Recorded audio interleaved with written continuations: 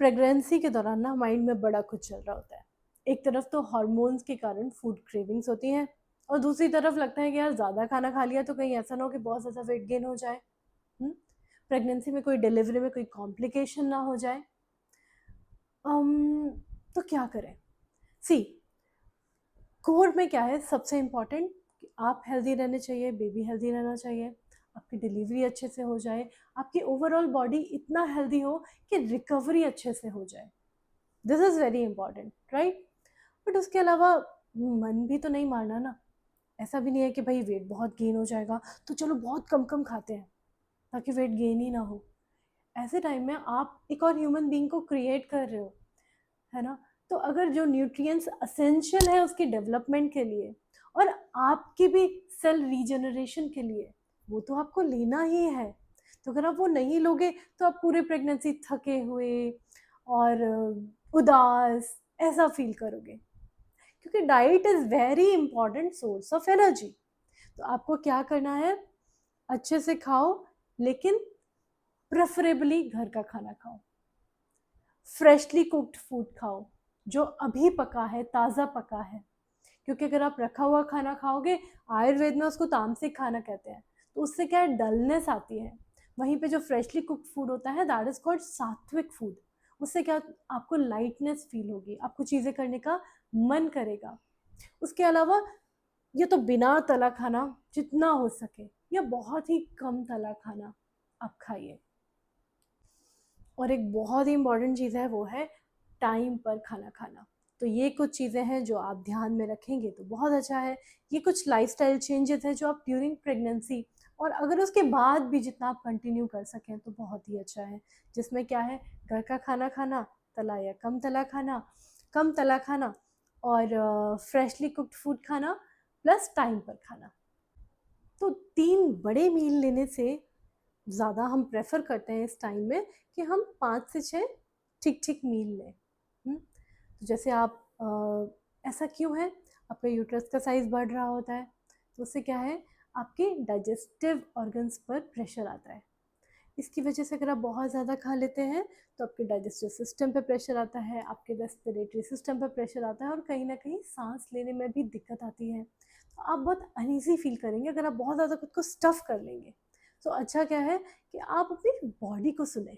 हर किसी का शरीर अलग है, हर किसी की प्रेगनेंसी अलग है, तो किसी का कोई ऐसा स्ट्रिक्ट फ़ॉर्मूला नहीं है कि ये करना है, but you just listen to your body. जैसे जब मेरे प्रेगनेंसी का टाइम था, तो मैं मॉर्निंग में 12 बजे से पहले कुछ पी नहीं पाती थी। Like I can have breakfast, but अगर मैं कुछ ड्रिंक ले लेती थी तो आई विल डेफिनेटली वॉमिट। तो मैंने ये चीज़ किया कि 12 बजे के बाद ही I will drink anything, protein हो गया या नारियल पानी, कुछ भी मुझे पीना है तो मैं 12 बजे के बाद पीऊँगी। तो ऐसे ही आप सिलेक्टिवली अपनी बॉडी को सुनो भी, नोटिस करो, अवेयर रहो कि ऐसा क्या है जो करके आपको अच्छा लग रहा है, या कुछ खा के या कुछ समय पे ऐसा कुछ खा के आपको कंफर्टेबल नहीं लग रहा, तो उसके अकॉर्डिंगली आप फिर अपनी डाइट प्लान्स करो।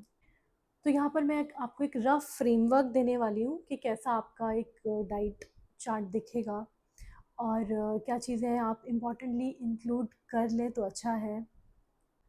तो सबसे पहले तो उठते ही अगर आप फ्रेश होने के बाद नारियल पानी ले लें, दैट इज़ वेरी नाइस। नारियल पानी लेके आप थोड़ा सा फ्रेश एयर ले लीजिए, थोड़े से स्ट्रेचेस कर लीजिए, थोड़ा सा स्माइल कर लीजिए और उसके बाद आप कुछ soak nuts with some fruit you can take.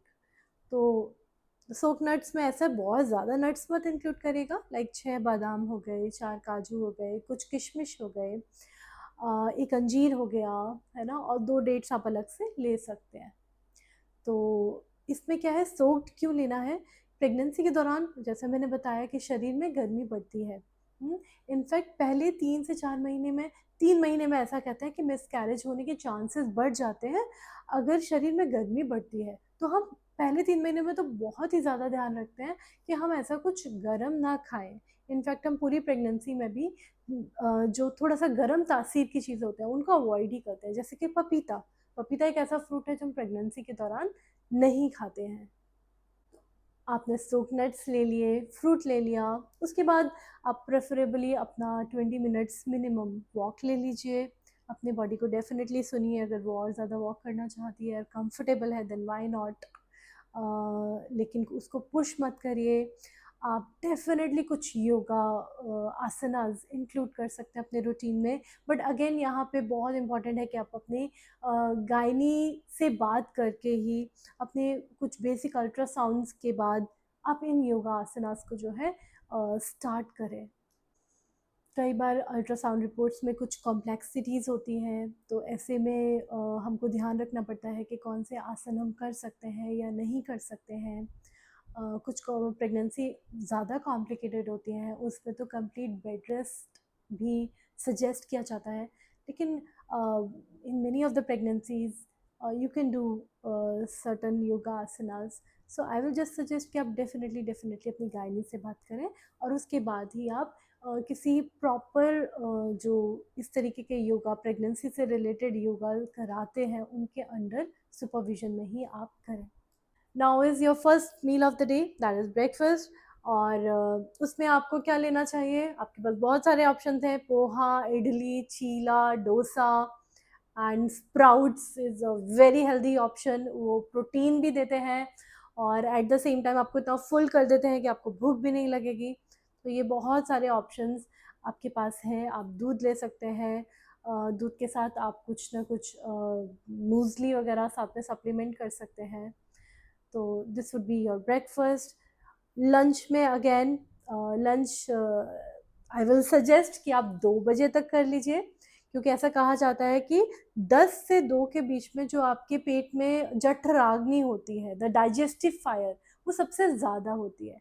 तो जो लंच होता है वो आपको 10 से 2 के बीच में कर लेना चाहिए।